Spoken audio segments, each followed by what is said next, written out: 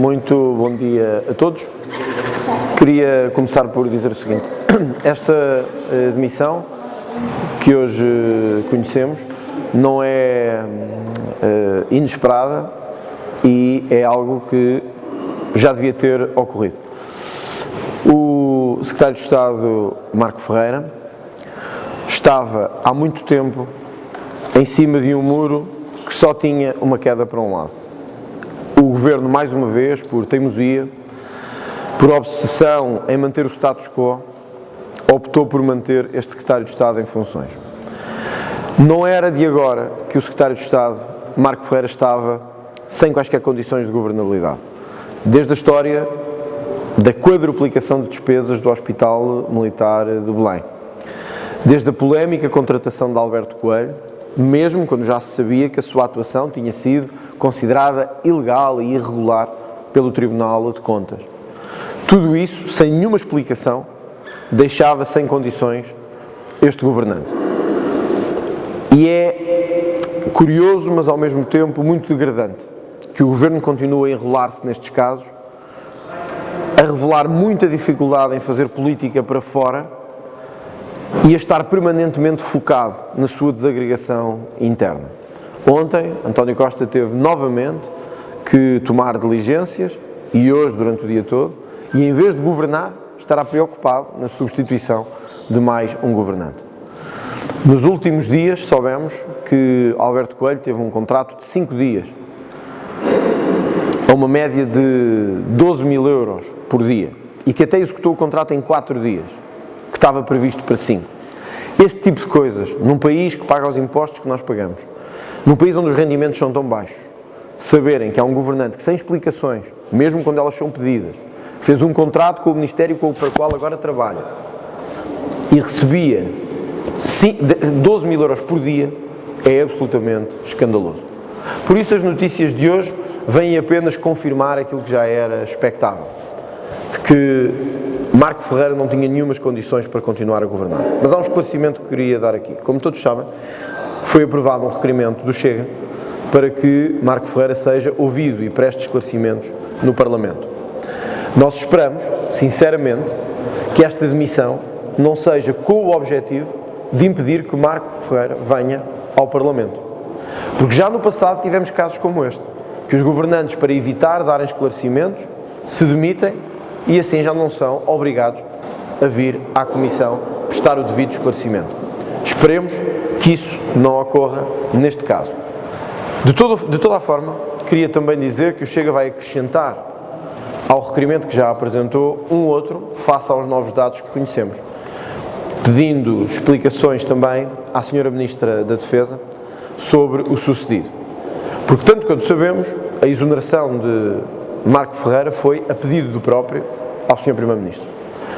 Ora, em que medida e de que forma entendeu a Sra. Ministra da Defesa que o seu Secretário de Estado tinha condições para continuar a ser governante, mesmo após todos os factos que continuavam sem esclarecimento? Ao dia de ontem à noite continuava sem esclarecimento que contrato foi aquele, porque é que foi feito, porque é que foi celebrado. Como continuam sem esclarecimento as questões do Hospital Militar de Belém ou as questões da contratação de Alberto Coelho.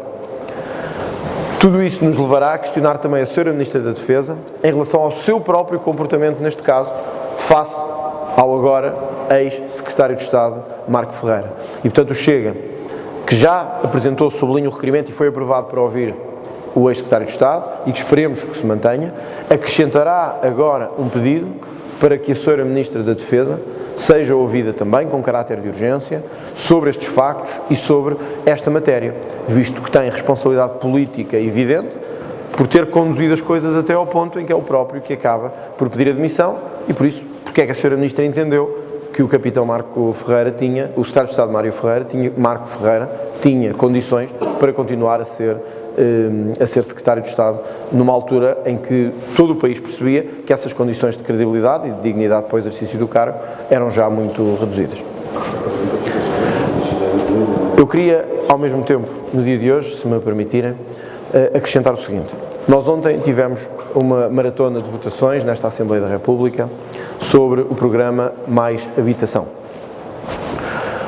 O PS, mais uma vez, utilizou o rolo compressor da maioria absoluta para aprovar praticamente sem cedências, medidas que não só vão destruir o negócio do alojamento local, como põem em causa a subsistência de tantas famílias.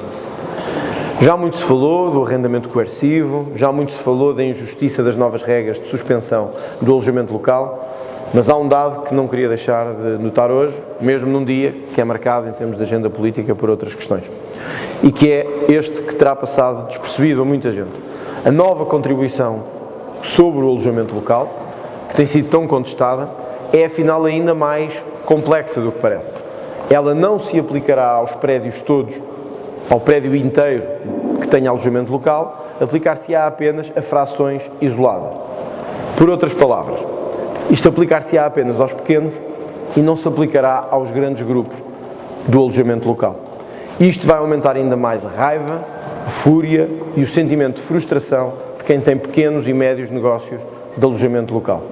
Mais uma vez o Governo penaliza os fracos ou os mais fracos e salvaguarda os grandes grupos económicos que têm alojamento local. Como esses iriam pagar muito, uma vez que têm prédios inteiros dedicados ao alojamento local, o Governo isenta esses, mas faz pagar os que têm pequenos alojamentos locais ou frações autónomas de alojamento local. Isto não só é injusto, como é profundamente inconstitucional. E por isso eu queria aqui anunciar que o Chega vai pedir a fiscalização preventiva deste diploma, pedindo a outros partidos, ao PSD e à Iniciativa Liberal, que aparentemente nos acompanham nestas críticas, para solicitarmos a fiscalização ao Tribunal Constitucional deste diploma. Caso isso não seja possível, eu queria apelar daqui ao Sr. Presidente da República que não deixe passar este diploma sem o crivo prévio do Tribunal Constitucional. É fundamental que o Tribunal olhe para esta norma que não tem como ser constitucional e que é profundamente injusta e desigual. E é o apelo que fazemos para que não entre em vigor uma norma tão injusta como esta.